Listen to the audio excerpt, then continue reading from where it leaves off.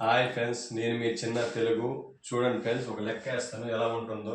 చాలా ఈజీగా ఉంటుంది, మీరు బాగా నేర్చుకోవచ్చు. ఈ లెక్క చూడండి ఎలా వేస్తుంది ఫ్రెండ్స్. 12 ఇంటూ 11. ఇది ఎలా వేయచ్చు అంటే, దీనికి క్రాస్ మెథడ్ అని ఒకటి ఉంది ఫ్రెండ్స్. అది ఎలా ఉంటుందంటే 1 ఇంటూ 1. ఇది ఎలా అంటే, ఈ 1 వచ్చింది కదా ఫ్రెండ్స్, దాన్ని ఇలా చేయడం అంట 1 ఇంటూ 1. నెక్స్ట్ ఇది క్లోజ్. ఇది రెండోది ఉంది కదా ఫ్రెండ్స్, 1 ఇంటూ 1, 2 ఇంటూ 1.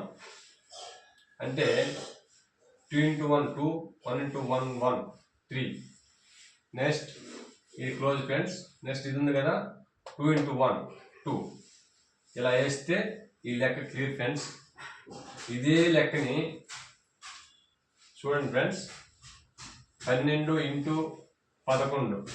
ఇది ఎంత ఇంకా ఈజీ చేయొచ్చు అంటే 11 సంఖ్య వచ్చిందంటే మాత్రమే ఈ లెక్క చాలా ఈజీ చేయొచ్చు. ఎలా అంటే 1 2, ఈ 2 కలిపేయడం అంతే ఫ్రెండ్స్, 3. ఇది చాలా ఇంకా ఈజీగా ఉంటుంది ఇది కూడా. కానీ దీనికంటే మనం దీన్ని బేస్ చేసుకుంటే 100 వరకు పరిగెట్టవచ్చు మనం.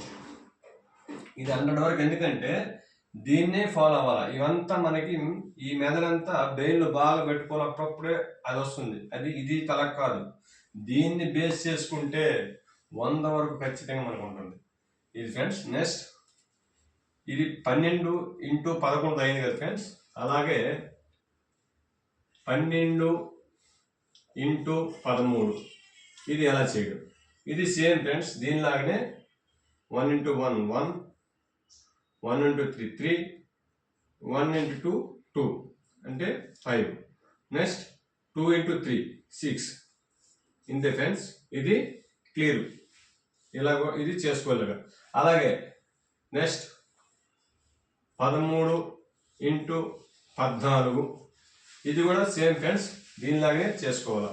1 into 1, next 1 into 4 4, 1 into 3 3, next 7.